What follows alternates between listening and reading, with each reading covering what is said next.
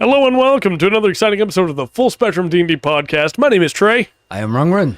I had somebody ask the other day, now that we're in the actual show, why my voice sounds so different after the intro than it does in the intro. You did an intro voice. And that's what I said. I said, because I made my voice sound deeper for the intro to make it special. Yeah. And they said, oh. And that's the only response I got. Oh.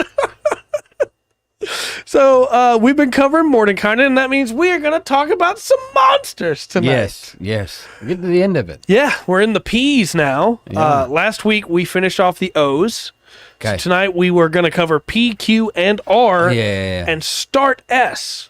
Okay. So it's P through S tonight. All right. Don't say that too fast. Right. But starting off the P's, let me get my chat up here where I can see it because I'm not going to be able to view anything after we get going here. Okay.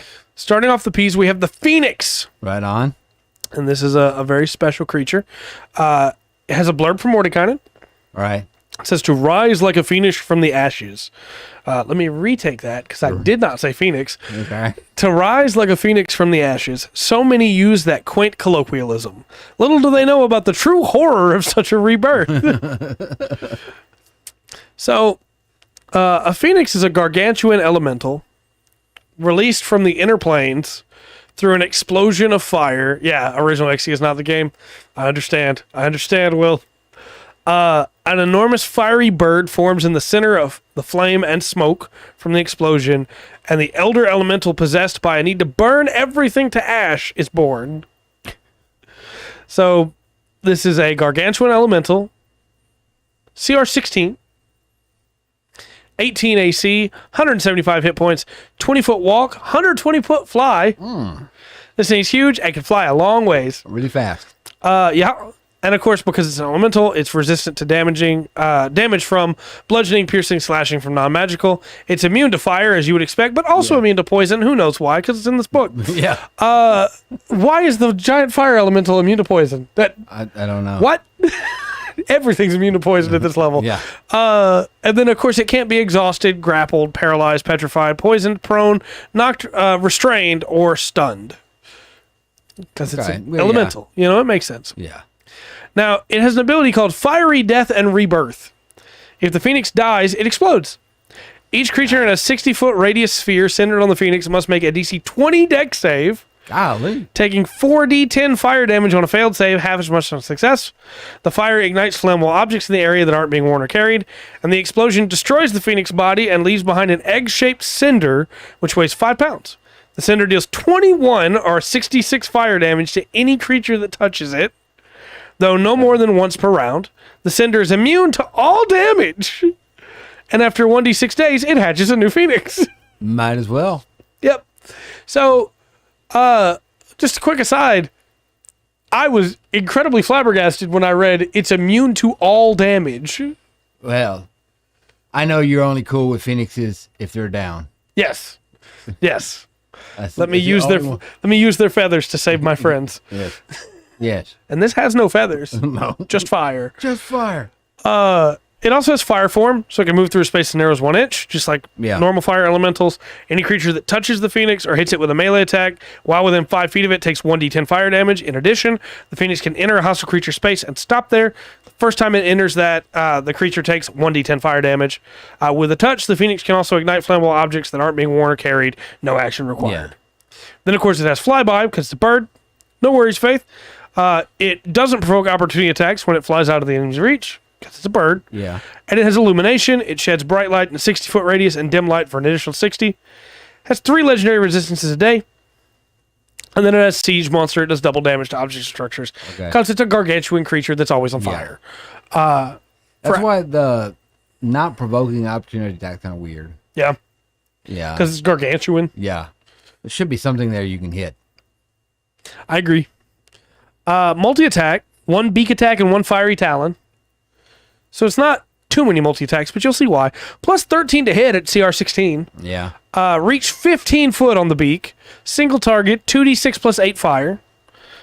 And then on the talons, plus 13 to hit, reach 15 foot, single target, 2d8 plus 8 fire.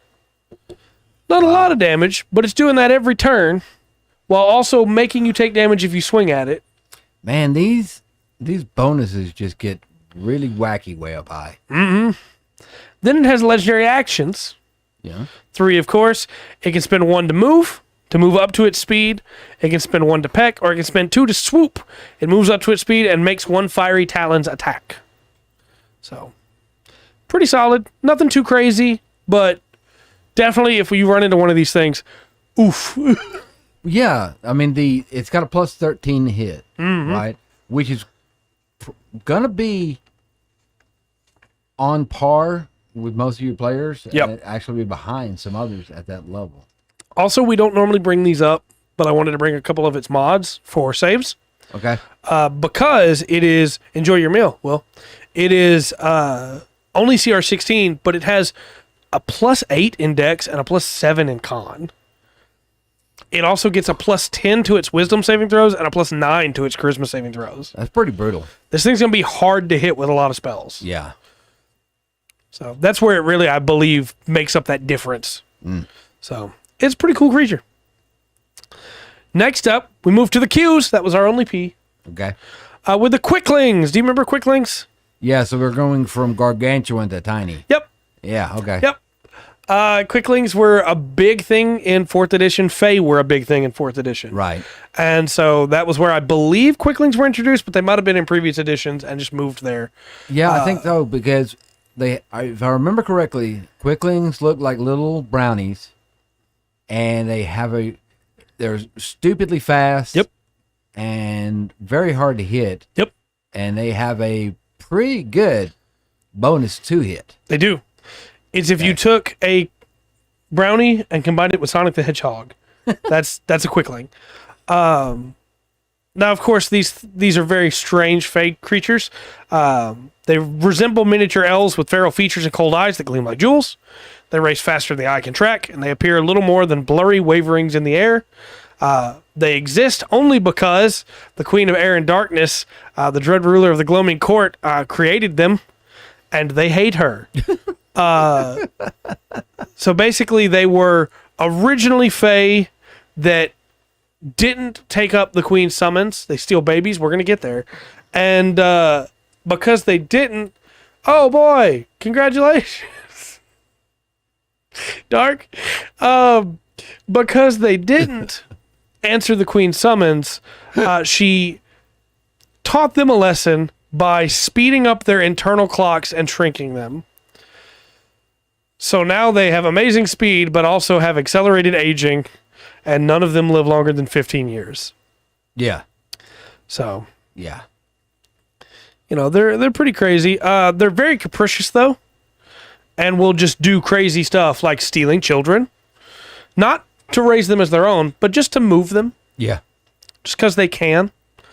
They just love to tease slower creatures, and they don't view it as, the acts of incredible malice that it is. To them, it's just fun because they're Fae. Yeah. They're I bet they also get some kind of pack tactics, I think, because it's tough to hit, but somebody smacks it. So they took that away. Okay. But instead they gave them evasion. Okay. So these are CR1, AC 16. Yeah. Hit points 10. 3d4 plus 3, speed 120 feet. So they took away their pack tactic, gave them evasion, and gave them an extra third of their movement on it. Yeah. So now they get to move 120 feet at a time. These things are fast. They have blurred movement. Attack rolls against the Quickling have disadvantage unless it's incapacitated or its speed is 0. Yeah. And evasion, if it's subjected to an effect that allows it to make a dex save, take only half damage. It instead takes no damage. If it succeeds, only half damage. If it succeeds on the save throw, and only half damage if it fails, provided it is incapacitated. And they have a plus 6 to their dex saves, by the way. So just keep that in mind. Yeah. And then multi-attack 3 dagger attacks at CR1. Yeah. At CR1, plus 8 to hit. Yeah. Well, you don't, that's what I'm saying. You don't send in 1. Yeah. You're going to have a higher level group and you're going to use like 7. Yes. Yeah, they don't have a lot of health. You're going to squish them. Yes. If you can hit them. Yes. The dagger is melee or ranged, of course, and they get 3 of them a turn, plus 8 to hit, reach 5 foot, or range 20-60, single target, 1d4 plus 6 piercing. Okay. Pretty solid. It will definitely mess up a first level group. Yeah. Could kill a wizard outright. And that's all our Qs. Okay. We move on to the Rs, and we start with my favorite of the Fae, the Redcap. Okay. I love Redcaps so much. Redcaps are Fae that are born of bloodlust. They may be small, but they are formidable hunters and murderers, and they kill without hesitation or regret. Yeah. They never regret anything they've killed. If a sentient creature in the Feywild acts on an intense desire for bloodshed, one or more redcaps might appear where the blood of a slain person soaks the ground.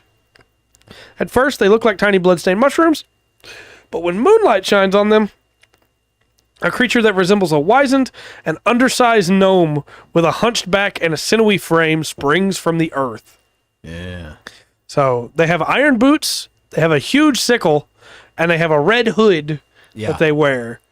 And look, Faye carrying iron should let you know something right off the bat. Yep. These are special. Yeah. So these are CR3. Yeah. As they should be. AC is only 14, because of course they don't really protect themselves at all. Right. Hit points 45, which is really good for a CR3 creature. Yeah. Because they should be hardy. And then a speed of 25 foot, which is pretty fast for a small Fae. Mm-hmm. And then when it comes to their abilities, they have Redcaps are great.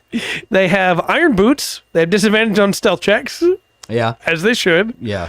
They also have outsized strength. While grappling, the Redcap is considered to be medium. Also, wielding a heavy weapon doesn't impose disadvantage on its attack rolls. Because they're very strong. That would be embarrassing, have one of these things take your great axe away from you. Yep. And hit you with it. So they have multi-attack. Okay. 3 Wicked Sickle attacks. Yes. The Wicked Sickle is a +6 to hit, reach 5 foot, single target, 2d4 plus 4 slashing. And that may seem low, but at CR3, they're doing it 3 times a turn. On average, you're looking at 9 damage 3 times, 27 damage a round. Right. If they hit each time. When a +6 to hit is pretty reasonable at CR3. And, yeah. Because you're looking at, you said they have 45 hit points? Mm-hmm. So you're looking at, like, a barbarian that rolled good would have 45 hit points at third. Right. With a tough constitution, with a high constitution. Pretty tough little creature. They also have an ability they can use. Okay. Called Ironbound Pursuit. The Redcap moves up to its speed to a creature it can see and kicks with its iron boots. The target must succeed on a DC 14 dex saving throw or take 3d10 plus 4 bludgeoning damage and be knocked prone. Now, it has to do that instead of attacking. Yeah. But 3d10 bludgeoning at CR3 absolutely is going to murder the wizard, who probably doesn't have a great dex. Yeah. Most of your, except for your fighters and your barbarians. Yep. Most of your characters are going to have trouble with this. Yep. At CR3, your rogue, your ranger, like you said, except for fighter barbarian, maybe the cleric, maybe the artificer, depending on how they're built. Yeah. Other than that, I mean, they're just going to nuke a blood hunter. Yeah. Yeah. I'm imagining a situation where you're fighting one Redcap at level 3, and the blood hunter has eaten 6 of his own HP to put a hex on the Redcap, and then it just runs up and kicks him. Whoops. But that's the Redcap. A wonderful little creature. Next up, we have the Retriever. Now, I know what you're thinking. I saw the picture on that. Yeah. You're thinking go with it. Of a golden retriever, right? Yeah. You're thinking of a nice little puppy. The Retriever is a potent spider-like construct conceived and built by Underdark followers of Lolth for one original purpose: to prowl the abyss and capture demons for these cultists to enslave and use in their rituals. Right? No. The automatons proved so effective and so fearsome that they now perform many different missions. Oh, man. They may have only been originally meant for the abyss, but now, because they know how good they work, they will send them to the material planes as well. This is a CR14 creature. This is a cool boss monster, I'm going to tell you right 19 AC, 210 hit points, 40-foot walk, 40-foot climb. This thing's really cool.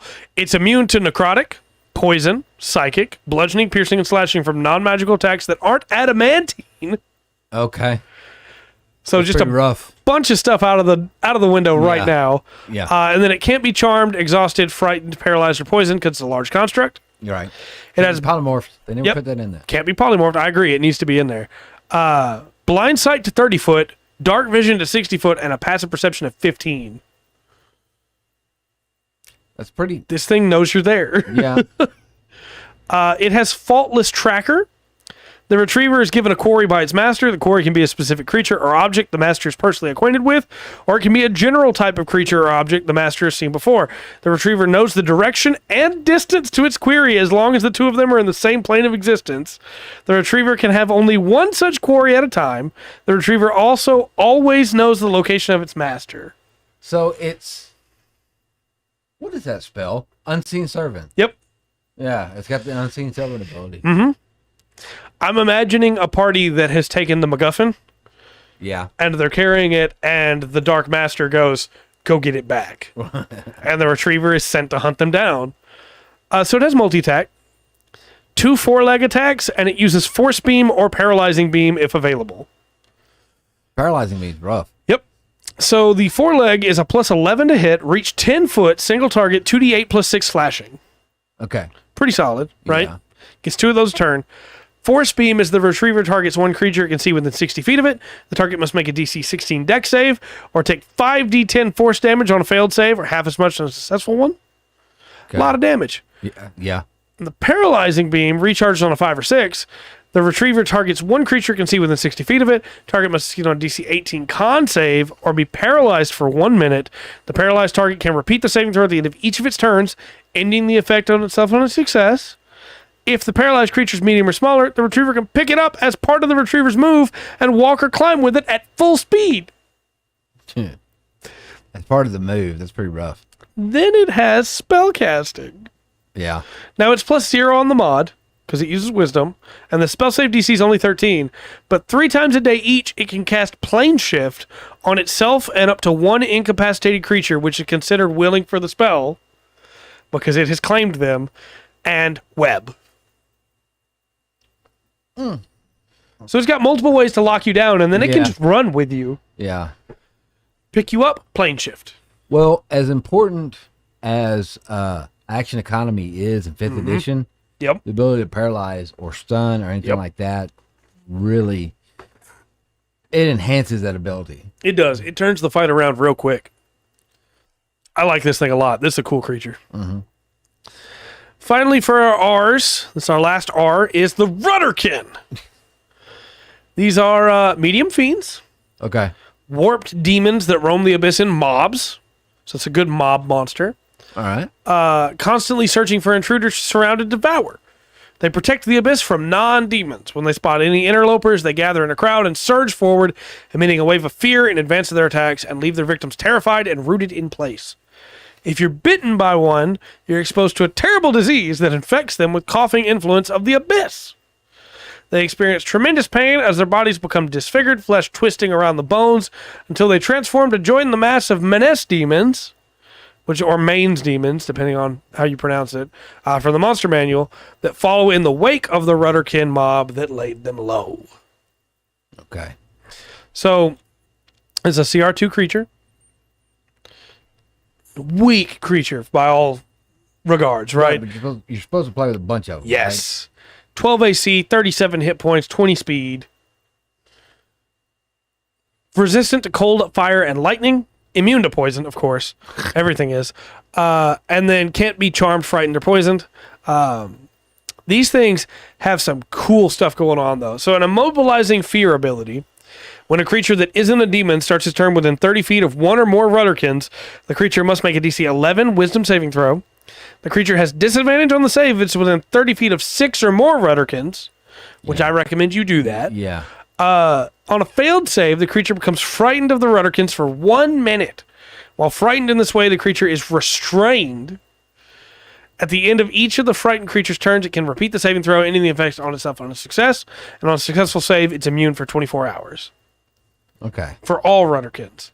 So these are it's redeads. fear.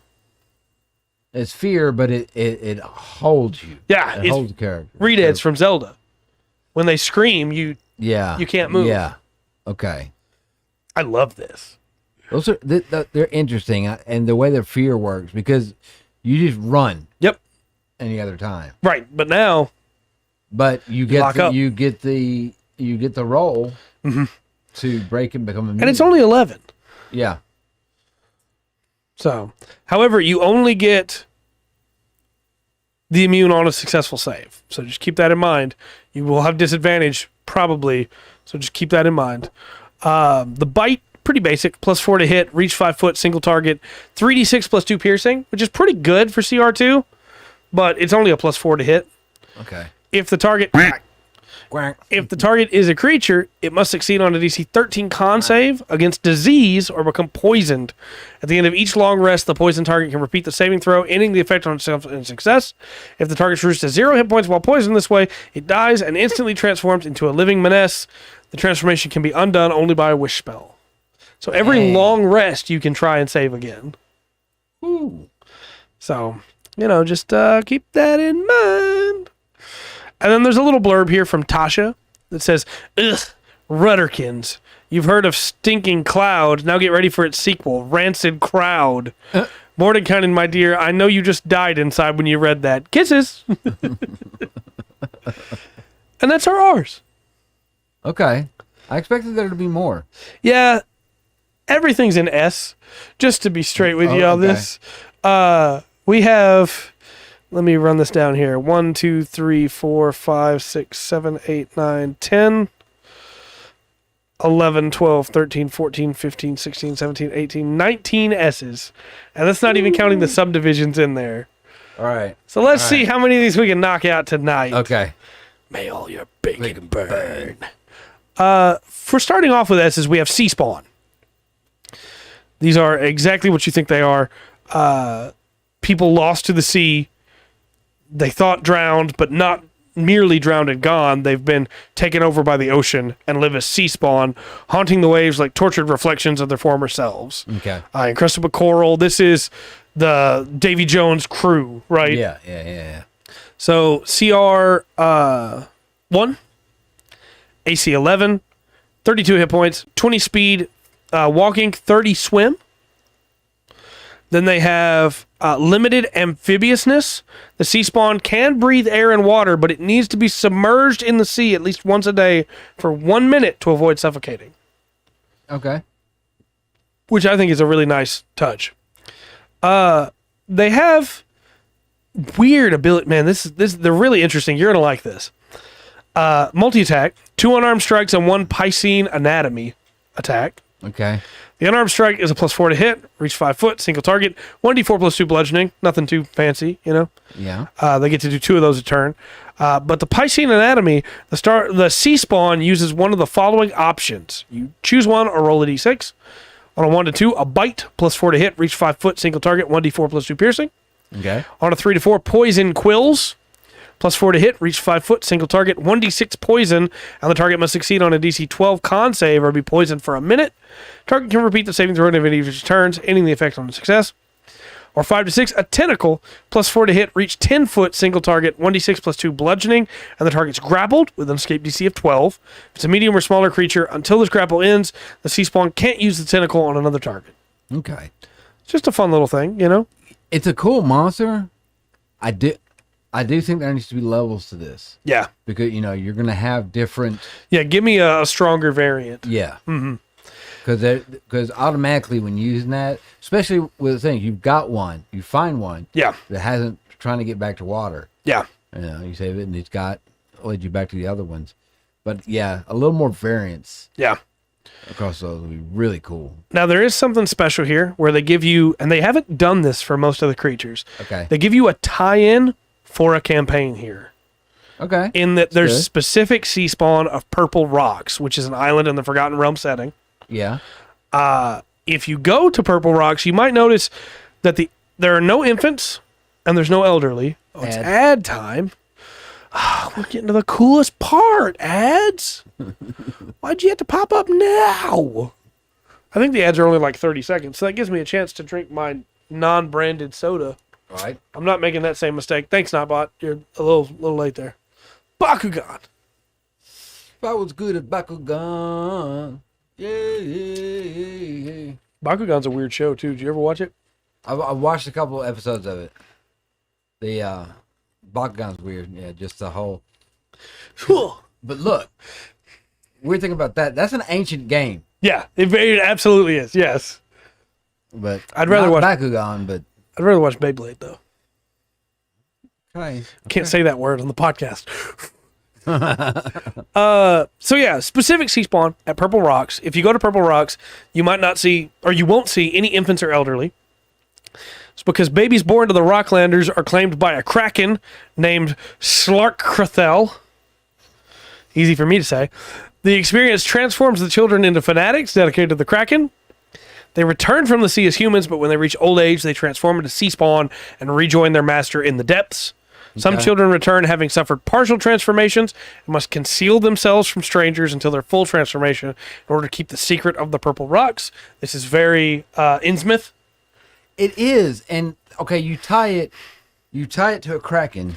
Mm-hmm. You've got a huge gap there. Yep, you do. Where you're coming from first CR1 to the kraken. But they thought about that. Okay. And so they give you another paragraph here that says Kraken priests, which are in this book, we talked about them before, tend to the flock. So they'll have Kraken priests there.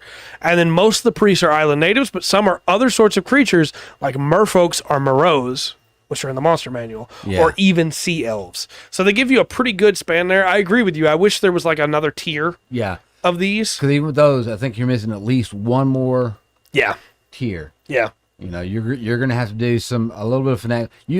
I think this starts a great quest. Yeah, I think so too. I think it starts a great campaign, good set of sessions. I don't think it had to be that long, but you've got to take you need that middle spot there. What they've given you, right? Because you have Merfolk and Moreau, and then you have Kraken Priest Kraken. Yeah, she's like, but I agree. You know, in the back of the DM's guide, I think you've got some stuff like the Archmage, and some stuff that you could do something there. Yeah, you just need to fill in that space. You could easily sub in an Illithid here though, and say it's not a Mind Flayer, it's an advanced form of Sea Spawn, and instead of having it suck out like brains, just have it like suck out life force. Fair enough. You know, you could do a lot of stuff here because it's very Lovecraftian in a cool way. This next one's the Shatterkai. Okay, this is an old monster. Yeah. So if you remember, Shatterkai are now playable as well, which is very interesting. They're a playable race now. Yeah. So these live in the Shadowfell. They're elves that live in the Shadowfell. Mm-hmm. Their ancestors served the Raven Queen. They live in the Fortress of Memories. And we have 3 stat blocks. Welcome back, Will. Welcome back, Will. 3 stat blocks for Shatterkai. Okay. There's the Shatterkai Gloom Weaver, which is exactly what you think. Okay. It weaves the gloom of the Shadowfell. CR 9, AC 14, 17 with mage armor, 104 hit points, 30 speed. Okay. Immune to necrotic, can't be charmed or exhausted because it's an elf. Yeah. Burden of Time is an ability they have. The beasts and humanoids, except elves, have disadvantage on saving throws while within 10 feet of the Shatterkai, because the Shatterkai exist in and out of time. Yes. Shatterkai lore is really interesting, but it's not something we can cover quickly. They have a Fey ancestry where they have advantage on saving throws against being charmed. Magic can't put them to sleep, you know? Mm-hmm. Same thing as always. Multi-attack on the Gloomweaver is 3 Shadow Spear attacks, and it can replace one of those with spellcasting. Shadow Spear is melee or ranged, plus 8 to hit, reach 5 foot, or range 30, 120. 1d6 plus 4 piercing, plus 4d12 necrotic. Pretty good shot. Hit or miss, the spear magically returns to the Shatterkai's hand immediately after a ranged attack. Okay. Pretty great. Ate some ramen? Nice. Ramen's good. For spellcasting, it uses Charisma as the mod, and the mod is a plus 4. Spell save DC is 14. At will, it can cast Arcane Eye, Mage Armor, Minor Illusion, Prestidigitation, and Speak with the Dead. Speak with Dead, sorry. Once a day each, Arcane Gate, Bane, Confusion, Darkness, Fear, Major Image, and True Seeing. Okay. It's a tough creature.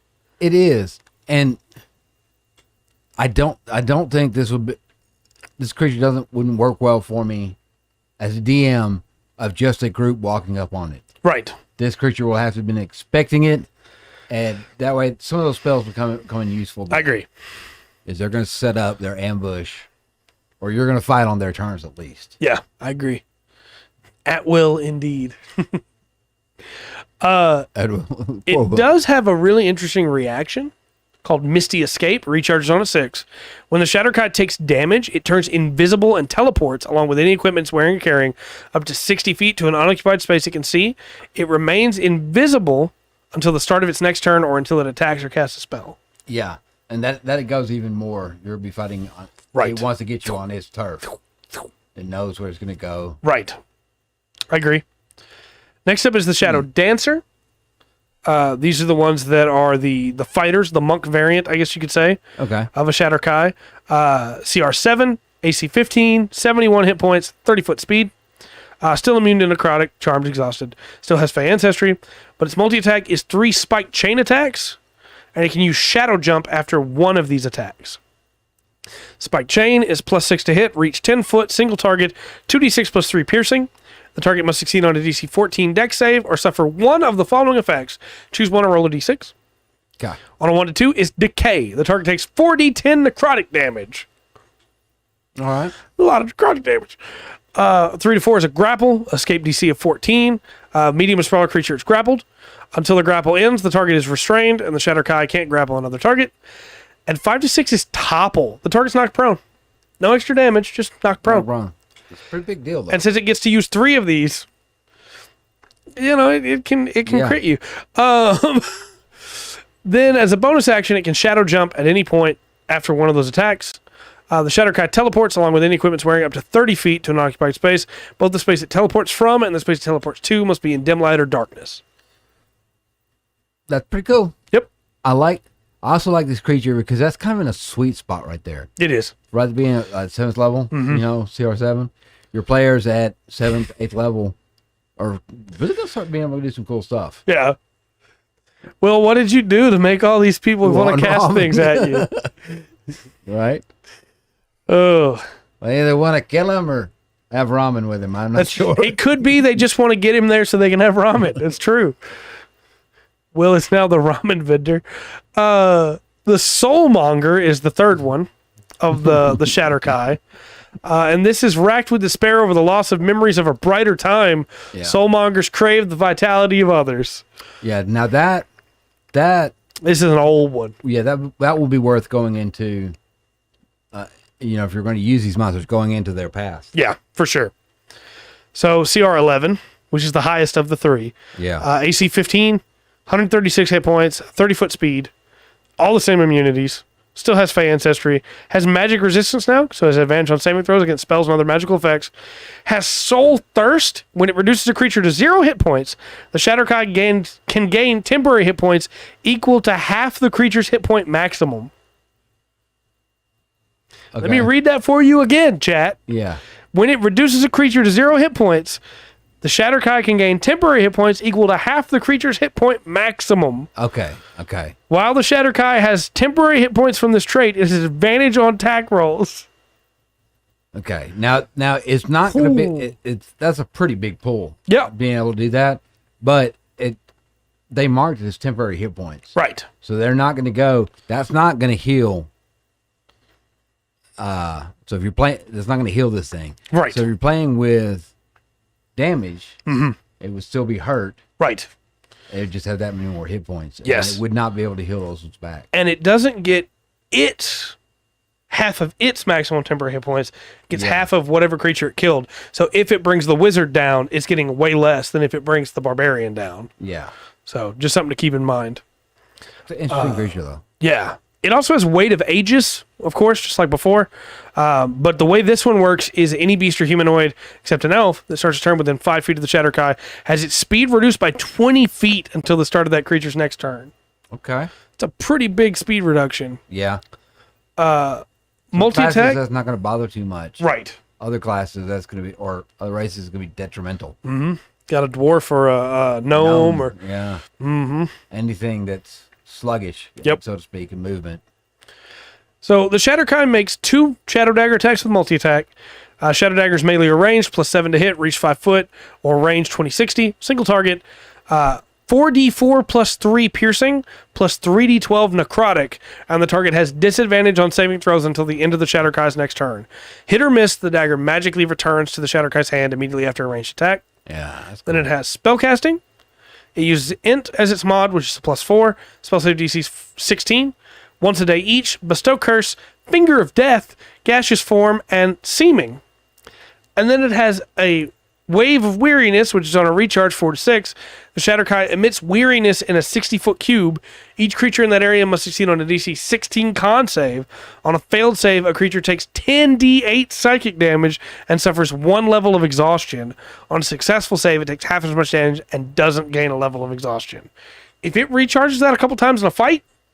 yeah, and you start just thinking, because you stack up exhaustion, that's going to take your group out real quick. And that stacks with Soul Thirst, because if you die from exhaustion, you still got reduced to 0 hit points. Yeah.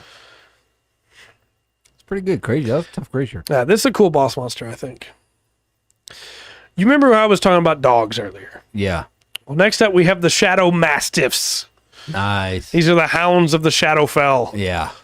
Which are exactly what they sound like. They don't like sunlight. They run around in a pack. Some of them are devoted to deities of gloom and night. Some of them just like to live out there, man. Yeah. CR2 for these Shadow Hounds. AC 12, hit points 33, speed 40. They're resistant to bludgeoning, piercing, slashing from non-magical attacks while in dim light or darkness because they're made of shadow. These are the Gwishki, right? Yeah. Except instead of being Fey, they're monstrosities because they're from the Shadowfell. Yeah, you don't die when you see them. Right. That's true. Hopefully. Yeah. Also, anytime I say Gwishki, I get excited at the idea that somebody's going to try and Google that, and they're going to spell it very wrong. Dude. Yeah. Yeah, I promise you, Celtic uses a lot of the same letters we do through the Irish Isles there, but they do not pronounce them the same. Yeah. It looks like Gwilgi, but it's Gwishki.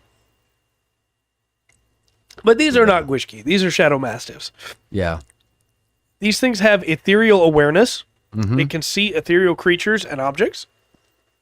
They have sunlight weakness. While in bright light created by sunlight, the Shadow Mastiff has disadvantage on attack rolls, ability checks, and saving throws. Then it has a bite, which is plus 5 to hit, reach 5 foot, single target, 2d6 plus 3 piercing. If the target is a creature, it must succeed on a DC 13 strength save or be knocked prone. Pretty cool. Yeah. And then Shadow Blend is its bonus action. While in dim light or darkness, the Shadow Mastiff becomes invisible, along with anything it's wearing or carrying. The invisibility lasts until the Shadow Mastiff uses a bonus action to end it, or until the Shadow Mastiff attacks, is in bright light, or is incapacitated. Mm-hmm. Thankfully, it's not another teleport. It's invisibility. Yeah. I think because some player, this would be a cool pet. Yeah. For a player. It would. Or a group. And I think I would give it something like, kind of like the tracking, I think the tracking ability. Yeah. Yeah. You're not prone. Is that what I said? I might have, but I meant prone. I was thinking of Gwishkis and crones. Now, there is an improved stat block for the alpha of the pack. Okay. Which is CR3, AC 12, 44 hit points, 40 speed. Same resistances and everything. Still has ethereal awareness, still has sunlight weakness. The bite is still a plus 5 to hit. Reach 5 foot, single target, 2d6 plus 3 piercing. But now it's still a DC 13 strength save. That's exactly the same. But now it has a terrifying howl, which recharges on a 6. The Shadow Mastiff howls. Any beast or humanoid within 300 feet of it must succeed on a DC 11 wisdom save or be frightened of it for a minute. A frightened target can repeat the saving throw at the end of each of its turns, ending the effect on itself on a success. If a target save is successful or the effect ends for it, a target's immune to any Shadow Mastiff's terrifying howl for the next 24 hours. So this is full-on frightened. Yeah. Run. Yeah. You're going to find something to get behind or right away from the source of that sound. Yes. And then it still has Shadow Blend. So, you know. Yeah. They're pretty cool.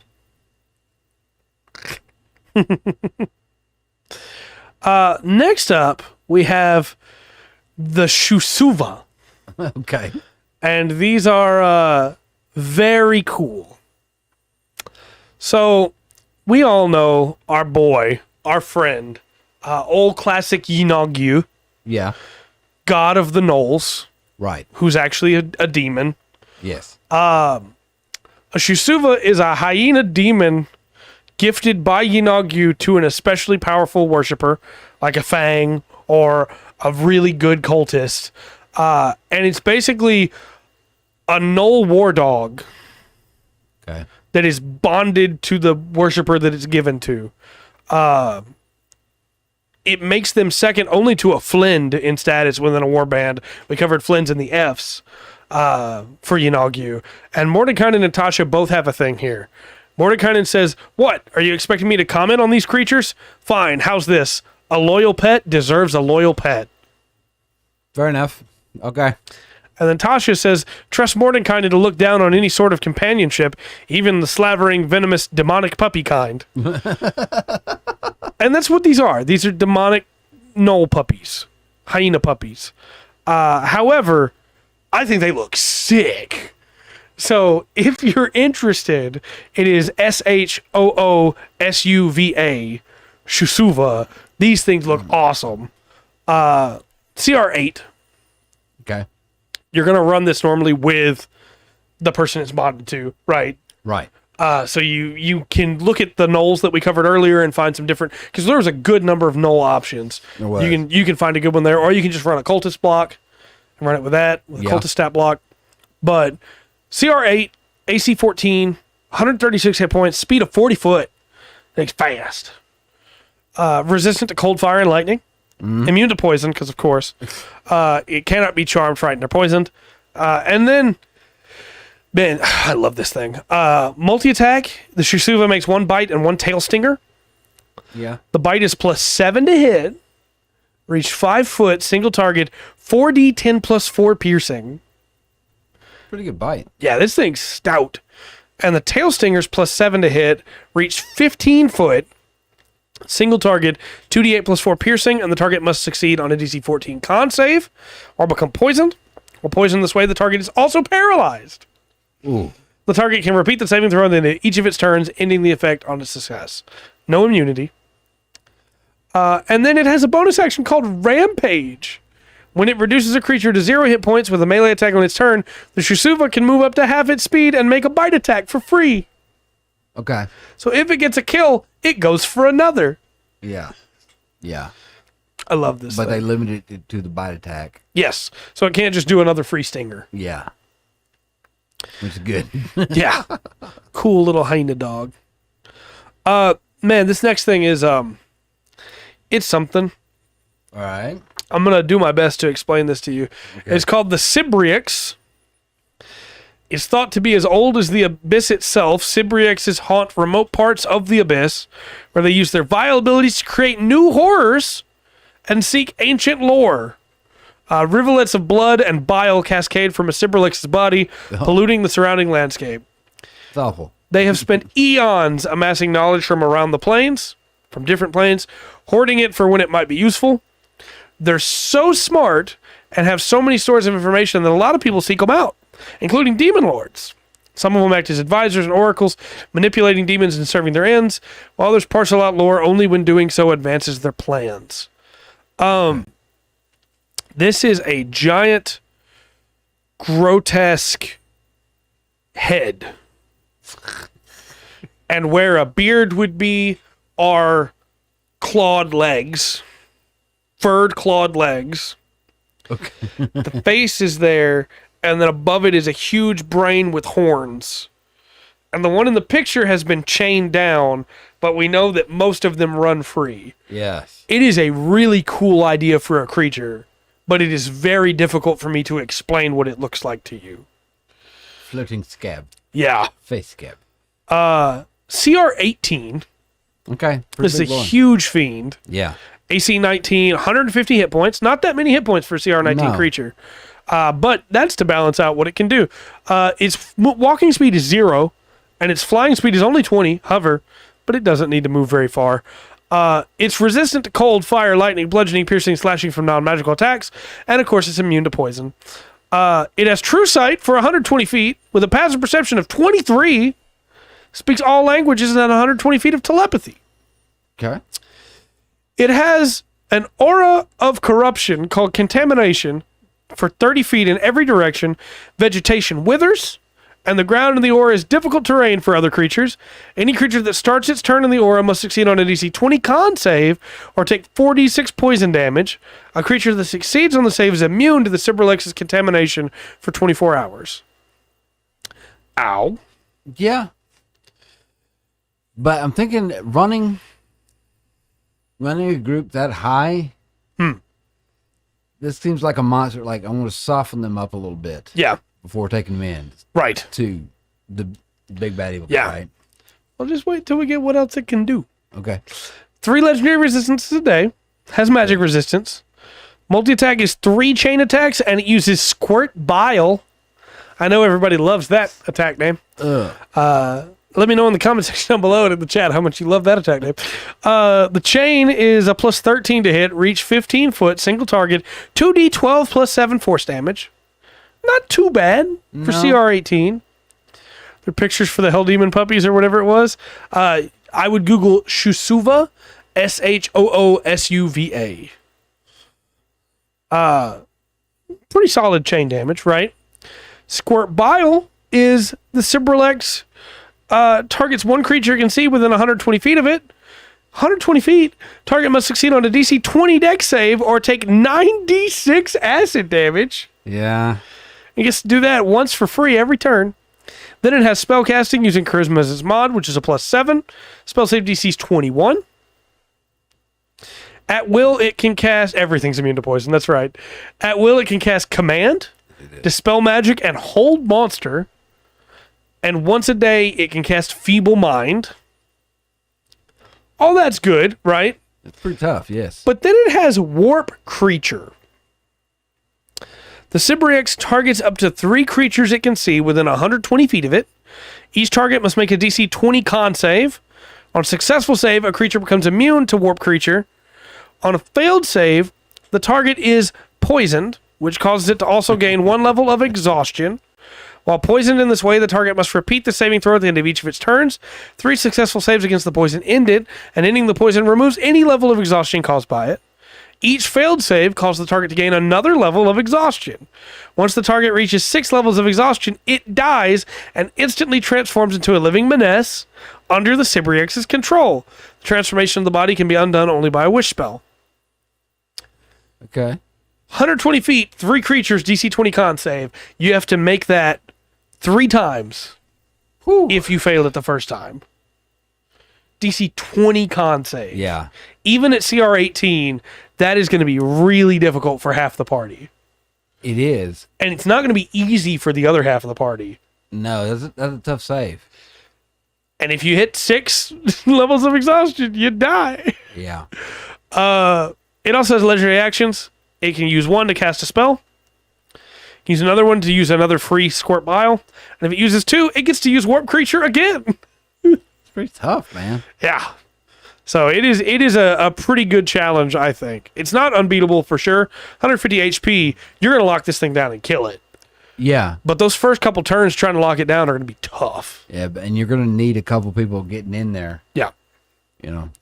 Well, and again, your difficult terrain, your melee gets in there. They're taking 46 poison damage a turn just for being within range, you know. Yeah.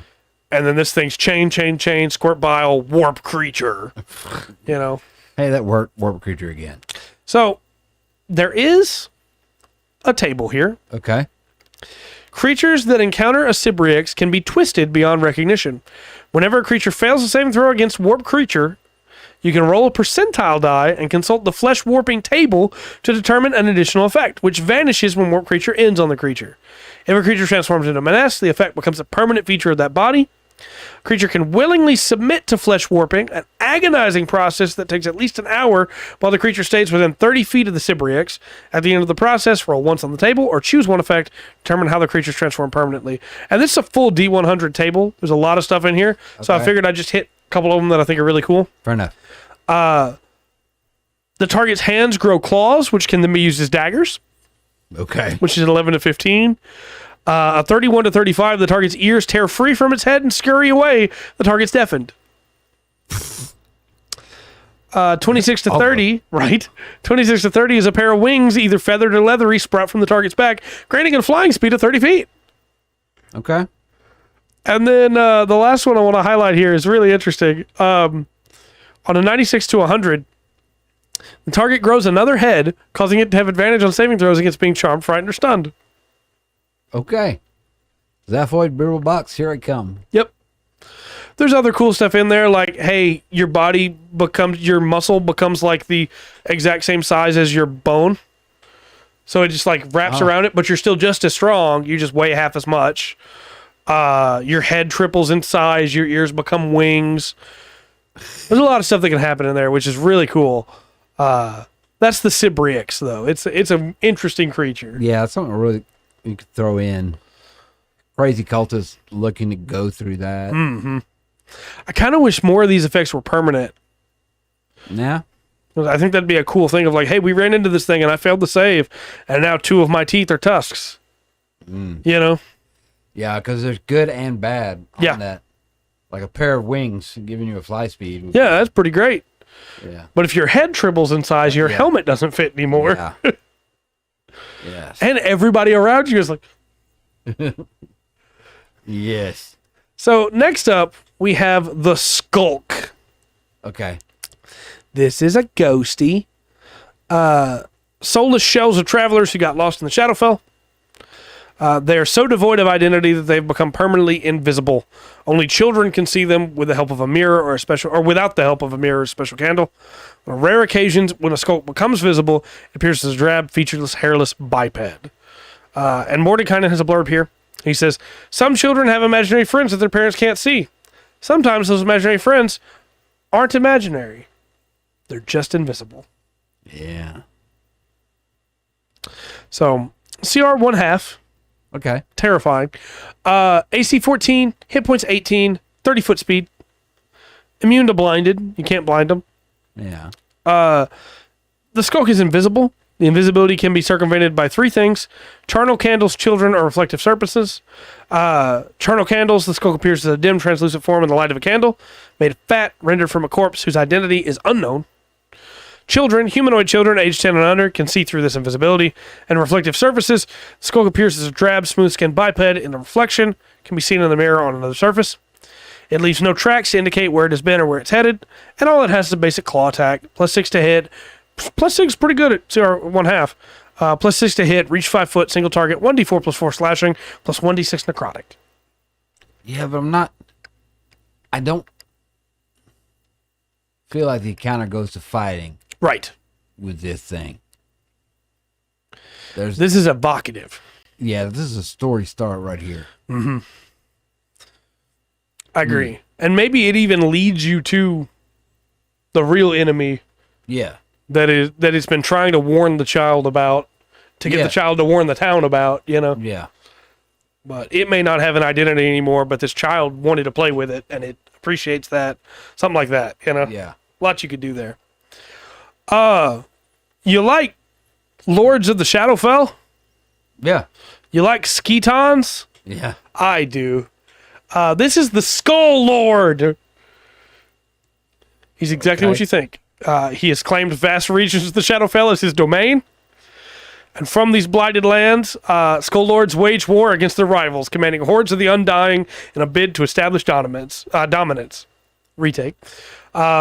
Skull Lords always prove to be their own worst enemies. Each is a combined being born from 3 hateful individuals, and they constantly plot against themselves. I love these so much. These come from Greyhawk. Okay. Man, I wish they would do more with Greyhawk. Greyhawk is a weird place. I do too. Weird. Specifically, the first Skull Lord was Cass the Vampire, who betrayed Vecna. and took his eye in hand. Way back when in Greyhawk. In the confusion resulting from that, Vecna's warlords turned against each other, and Cass's plans were dashed. In a rage, Vecna gathered up his generals and captives and bound them in groups of 3, fusing them into abominations cursed to fight against themselves for all time. So, this is a skeleton with 3 heads, each of which is garbed differently, and they hate each other. Yeah. CR 15. AC 18, 112 hit points, 30 speed. Not that many hit points. But again, that's to balance out what it can do. And you're probably not going to run this thing alone because it has an army. It's resistant to cold, necrotic, bludgeoning, piercing, slashing from non-magical, immune to poison, of course. Can't be blinded, charmed, deafened, exhausted, frightened, poisoned, stunned, or knocked unconscious. It knows all the languages it knew in life. It has evasion. So if it's subjected to a dex check, dex save, to take half damage, it can just take no damage instead if it saves. Half damage if it succeeds, or if it fails. Legendary resistance 3 times a day. Then it has Master of the Grave. While within 30 feet of the Skull Lord, any undead ally of the Skull Lord makes saving throws with advantage. And that ally regains 1d6 hit points whenever it starts its turn. Okay.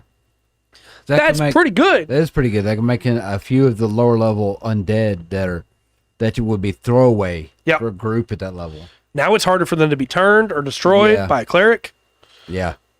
And this thing has some really interesting bonuses too to it. It's like it has a +2 to wisdom and a +5 to charisma. Unusual nature, doesn't have to sleep, air, food, drink. Multi-tech makes 3 bone staff or deathly ray attacks. Oh. The bone staff is +8 to hit, reach 5 foot, single target, 1d8 +3 bludgeoning, +6d6 necrotic. Yeah. 3 of those a turn. Yeah. And the death ray is a ranged spell attack, +10 to hit, deathly ray. I'm sorry. +10 to hit, range 60 foot, single target, 5d8 +5 necrotic damage. 5d8 +5. Yeah. Then it has spell casting using charisma, which is a +5, and the save is 18. What are these count as? These are undead, medium undead. Okay. So, at will, it can cast Mage Hand and Message. Twice a day each, Dimension Door and Fear. And once a day each, Cloud Kill and Cone of Cold. Yeah. Then it has legendary actions. Attack, 1 bone staff or deathly ray for 1. A move where it moves up to its speed without provoking opportunity attacks. And for 2, summon undead. Skull Lord summons up to 5 Skitons or Zambinos in unoccupied spaces within 30 feet of it. They remain until destroyed. Undead summoned in this way roll initiative, act in the next available turn, and obey the Skull Lord. Skull Lord can have no more than 5 undead summoned by this ability at a time. Yeah, but you can cycle through those. Yep. Yeah, this is a cool creature, I think. It's Skeletor, but better. Yeah. Yeah. And you can have fun with his DM with just his personality. Mm-hmm. I want to get one more tonight. Okay. Because after this, we have a bunch of variants of a thing. Okay. And then we move on to a bunch more S's. But if we can get one more, then we're more than halfway through the S's. Okay. Okay. Or halfway through the first half of the S's, I guess. Let's do it. We're like a third of the way through the S's. Okay. And I think if we pick up the pace next week, we can burn through the S's. We'll see. All right. So finally here for today, we have the Slithering Tracker. This is a special ooze that is born from the quest for revenge. Okay. Those that really desperately want vengeance will sometimes undergo a ritual whereby they transform their bodies into semi-liquid sentience known as slithering trackers. Innocuous and insidious at the same time, a slithering tracker flows into places where a normal creature can't go and brings its own brand of watery death down on its quarry. Hags, liches, and priests who worship gods of vengeance can create these. It can only be performed on a willing creature that hungers for revenge, and it sucks all the moisture from the subject's body, killing it. But the subject's mind lives on in the puddle that issues forth from the remains, and so too does its insatiable need for retribution. So this is a CR3 creature. Okay. It is 14 AC, 39 hit points, 30-foot walk, 30-foot climb, 30-foot swim. Yeah. It's vulnerable to cold and fire. We haven't had a lot of vulnerable so far in this book. Yeah. And it's resistant to bludgeoning, piercing, slashing, non-magical. Can't be blinded, deafened, exhausted, grappled, paralyzed, petrified, prone, knocked prone, restrained, or knocked unconscious because it's an ooze. Yeah. And then it understands languages it knew in its previous form but cannot speak. Okay. Has false appearance. It's slithering. If the slithering tracker is motionless at the start of combat, has advantage on its initiative roll. Moreover, if a creature hasn't observed the slithering tracker move or act, the creature must succeed on a DC 18 investigation check to discern that the slithering tracker isn't a puddle. Oh. Yeah. Liquid form means that it can enter an enemy space and stop there. It can also move through a space as narrow as 1 inch without squeezing. It has spider climb, so it can climb difficult terrain and difficult surfaces without needing to make an ability check. It has a slam attack, which is +5 to hit, reach 5 foot, single target, 1d10 plus 3 bludgeoning. Then it has life leech. One large or smaller creature that the slithering tracker can see within 5 feet of it must succeed on a DC 13 dex save or be grappled, escape DC 13. Until the grapple ends, the target's restrained and unable to breathe unless it can breathe water. In addition, the grappled target takes 3d10 necrotic damage at the start of each of its turns. Ooh. The slithering tracker can only grapple one target at a time. While grappling the target, the slithering tracker takes only half any damage dealt to it, rounded down, and the target takes the other half. I'm glad. I like the new grappling rules even more with this thing. Yeah. Because they can move that. Yeah. Wherever it grapples, it can move it around. Pull this thing off because it's taking them. Yeah. Yeah. It's pretty great. Also, as a bonus action, if it's underwater, it takes the hide action and it makes a stealth check with advantage. Yeah. Okay. That makes sense. Yeah. I want to cover these next ones, but there's 5 stat blocks for them. Okay. So we should probably stop. Yeah, we'll stop. I kind of like that. I really kind of like that last ooze. And maybe it's just because we haven't really had an ooze type thing. Yeah. Going a lot of demons and constructs. I think for me tonight, it's either the Cibriex or the Redcap. Yeah, I can see the Redcap. But the Skull Lord's pretty great too. Yeah. No, I think they've done a really good job with the monsters overall. And they're making them... If you're just starting out, I don't think it'd be obvious, but these monsters are a lot easier to run as a DM. Yeah. They sure are. Before. It feels like each stat block gives me a story almost already to be able to use them. Yeah. And each stat block is laid out in such a way that, like, hey, these abilities work together. This is not just I could do this or this. It's I could do this and then this, or do this and then this. Yeah. The only thing I wish is that the Skull Lord had, like, at the start of each of its turns, roll a d6 and see which head is in control. That'd be a really fun mechanic. But other than that, I think really good set of monsters this week. Yeah. Strong. Tease you for next week. Okay. Next week, we're starting with the Sorrow Sworn, which are also Shadowfell creatures. Getting a lot of Shadowfell stuff, which is good. We need more Shadowfell stuff. And then also next week, we're going to get to my favorite monsters in this book. Really? Yeah. Okay. Okay. That's exciting. Yeah. That's exciting. I've been waiting this whole time to get to the S's to be able to get to them. All right. So. All right.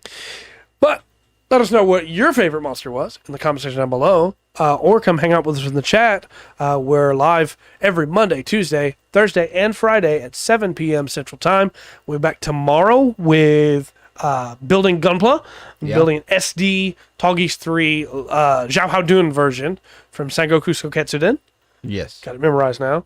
We'll be back Monday. We're exploring some potentially dangerous stuff in Lotro. Oh, yeah. Excited for that. And then Tuesday we'll be back with the news. And next week we'll be back with the Sorrow Sworn as we continue to work our way through the S's. Yeah. Until next time, I've been Trey. I've been Rungren. We've been the Full Spectrum D&D podcast. Remember to always enjoy the full spectrum that D&D has to offer.